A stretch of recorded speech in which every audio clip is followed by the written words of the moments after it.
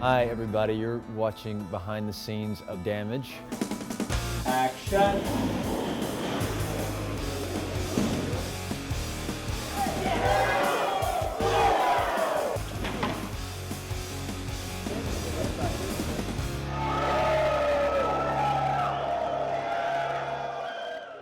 It's a great story, you know, classic man versus adversity, you know, people stuck in circumstances that they couldn't have possibly predicted, but are fighting their way, putting their lives, every inch of their souls on the line to surmount the most impossible odds you could have.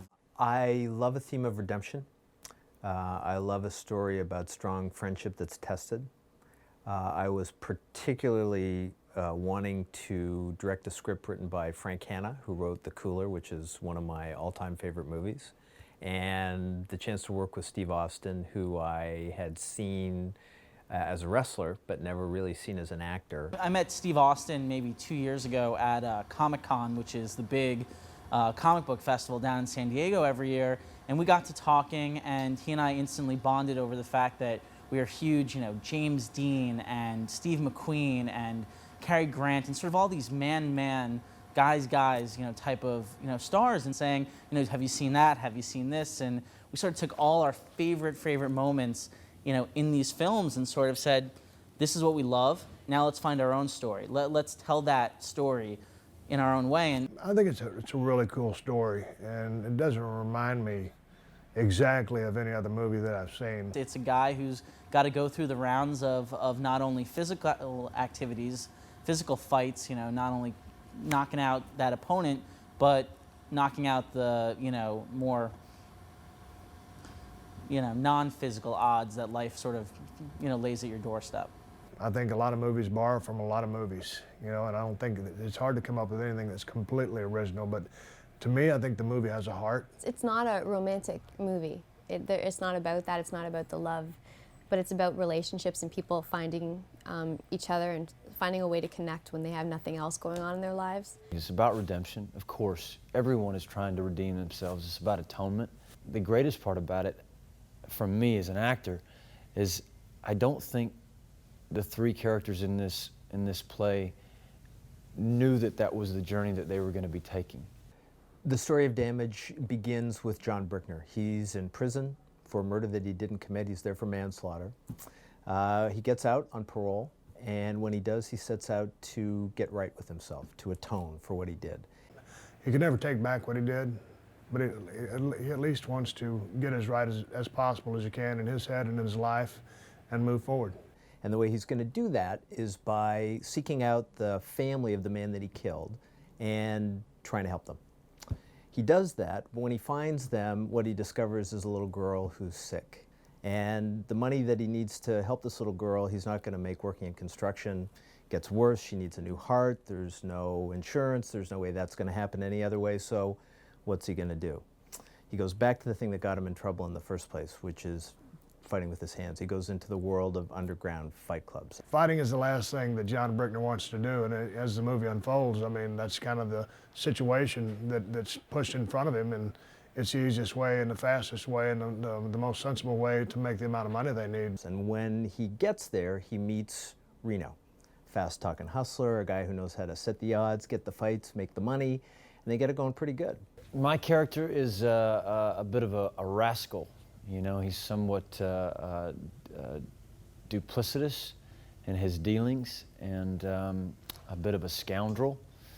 He's a cheap kind of fight promoter and a guy who is a bit of a misfit and has been on the losing end of most streaks kind of in his life.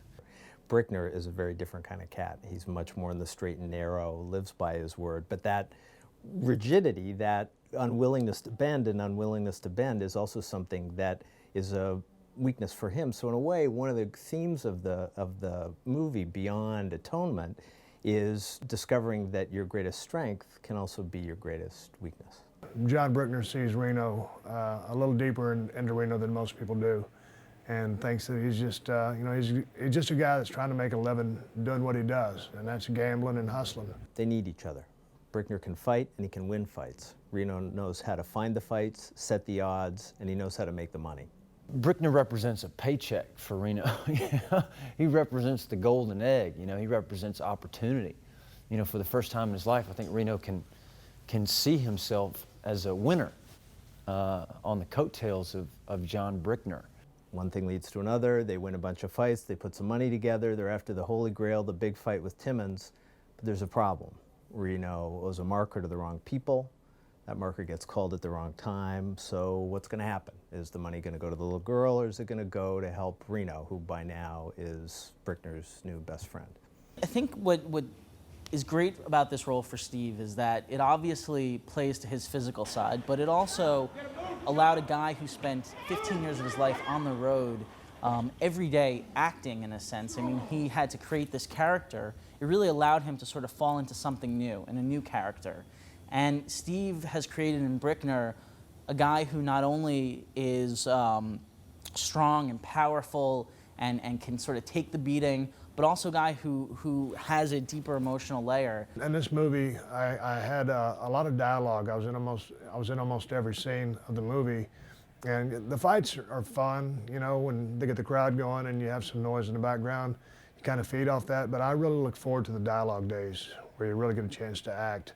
I had no idea what to expect when I started working with him, and I found him to be a very hardworking actor. I found him to be humble. I found him to be a guy who is an absolute team player. Can't say enough good things about Steve. Well, help me out. We've got 20 Steves on set. Michael, your name is now Michael. The thing that was so fun about this movie was they surrounded me with actors that were way better than me, way more experienced than me. And then when you have that element, you're able to raise your game, because they're so good. John, come on, you gotta go at this guy. Come on, John, go at it. When you see people in their public persona and you've seen them for a while and they have their celebrity, you often kind of project onto them what you think they're going to be like. And more often than not, you're really surprised by who they are as a person. And he has this bigger than life kind of WWF character, stone cold in my mind.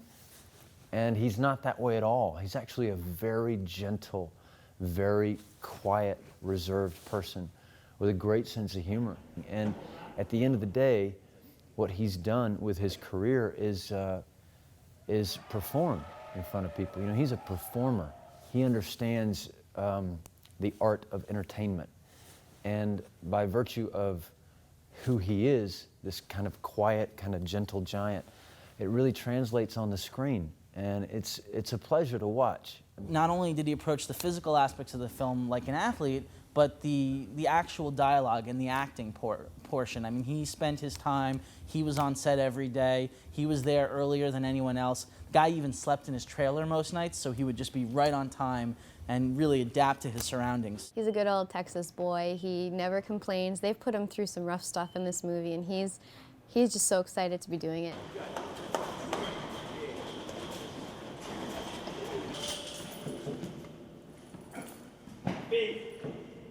There were some interesting moments. I took a few uppercuts and a few blows, but nothing to leave a black eye or stitches, and that's what I was happy about. Obviously, fighting for camera and with technique is something that's new and different to me, and also remembering the choreography. We didn't have a whole lot of time to rehearse these fight scenes, and really on almost every fight, we would learn the fight on the day, and then we'd go through the paces in 5 or 6 beat segments, which made it a lot easier for me to learn the fights. With really no technical fighting experience, in my background, and coming from the world that I came from is a lot different than fighting in front of a camera, with choreographed moves and working punches and stuff for camera angles, so it looks like you connect. Sometimes, when you're just doing these type of fights, they can become a little monotonous, and I think they wanted to break that up by trying to put the fights in different scenarios, like in the bottom of a swimming pool with the water drained out, or on top of a steel cage.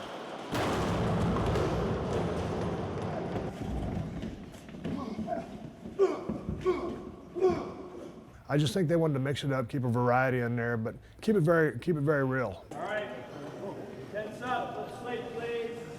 I came into the process of this movie knowing that what I needed to do in order to give it a great style was to address each of the fights and tell a different story with each of them. So some are shot very intimately with the camera on the shoulder in a very active action style. Others are shot much more formally on a long lens, crushing things, always with the notion of giving them a different feeling, a different setting. So each of the environments is different for the fights that are happening throughout the movie. Each of the groups of extras in the background are just different. Each of the music is going to be a little bit different. And so all of those things will give each action sequence a different feel. Every time you meet a new director and you sort of hand them over something that you've been developing for years on end, you sort of aren't always sure what they're going to deliver to it. And you hope you're going to find a guy who's going to just add to it and sort of bring out the best moments in it. And I think that for me, what was great about Jeff was he found things in the script that I didn't really see or ever think of. On top of that, I think that we've crafted some of the greatest action possible. And Jeff King, took the screenplay and brought sequences that I honestly am jealous that I didn't think of or that anyone else didn't think of. I mean, they're amazing. Overhead, uppercut, one to the ribs, another to the ribs, a kick. Down he goes. One of the things I did discover as my editor, Jamie Elaine, and I went through the process of making the movie was speed changes. Using a different speed from the initiation of a punch to the landing of a punch. And that hopefully is going to give it a kind of a cool style, something that hasn't been used in the way that we're going to use it before. Shooting it here in British Columbia, we found some incredible locations, and some of them are places where real underground fighting actually goes on a month-to-month or day-to-day basis. You'll see a couple of locations in the movie. One of them is this fabulous old car ferry that's moored up on the Fraser River, and a few of the guys who were working either as background or as stunt fighters for us who actually have fought underground fights have fought in some of these places. What I was hoping to do was surround the story of the movie in these things that feel real and feel kind of gut and visceral, so that the actors and I could discover the truth of the moment in each of the scene and find performances that will convey the emotions and make you want to go on the journey. All right, if the gate's clean, let's turn around, please. He knows what he's doing, and he knows what he wants, and he allows himself the freedom not to have all the answers, and it's a rare thing. So often in this industry, people can be consumed with insecurity in every job because you just want to be right. And Jeff is evolved enough and smart enough not to have to be right. He's just looking for the right answer, and wherever that comes from. And he's a pleasure, really. I've worked with a lot of directors, and he's got game.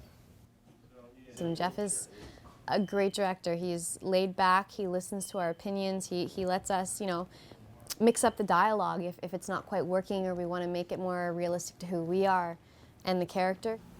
Cut. Okay, that's a good take. Immortalized on film forever. He's very organized, he's very intelligent, and he listens to everybody. And the way he directs, he never just paints a picture for you. He just kind of gives you ideas and guides you through the process. For me, more often than not, I try to not project too much of my own interpretation of what a person should be onto that person. It just happens between action and cut. Action. Do it. I'm telling you, I can feel this one. I can feel it. I can feel it in my bones. If you believe what it is that you're saying, then your body will just instinctively know, well, no, this is the world that I'm living in. If you live in your imagination, then more often than not, you can't go wrong. It is what it is, and for me, it just kind of happened. I just felt it. I just fell into it. And the words came out of your mouth, and where we are and what we're doing. It just became very real for me, and it was exciting. I always want to work with people that are better and more experienced than I am, and Walton certainly is. And he played such a good Reno with the energy and the quirkiness that he brought to that character. Walton is an actor's actor, and I've known him primarily from watching him on 7 seasons of The Shield. Not gonna sell them on me, right? when we had the opportunity to cast a lot of different actors, there were many voices in the room about what that role should be and what type of actor should play it. I can't imagine anyone other than Walton Goggins playing Reno Paul Saint. He is going to just blow you away. The toughest part of playing this character for me was standing idly by while these guys were kicking each other's ass. It was really tough because those locations were freezing, and you would cut to, you know, Reno and Frankie going, "Yay, John, go John." Between that and saying, "Find the rage, John, find the rage." If I had to say that one more time, I was going to go out of my mind. I had already found the rage. I had found enough rage for John Brickner.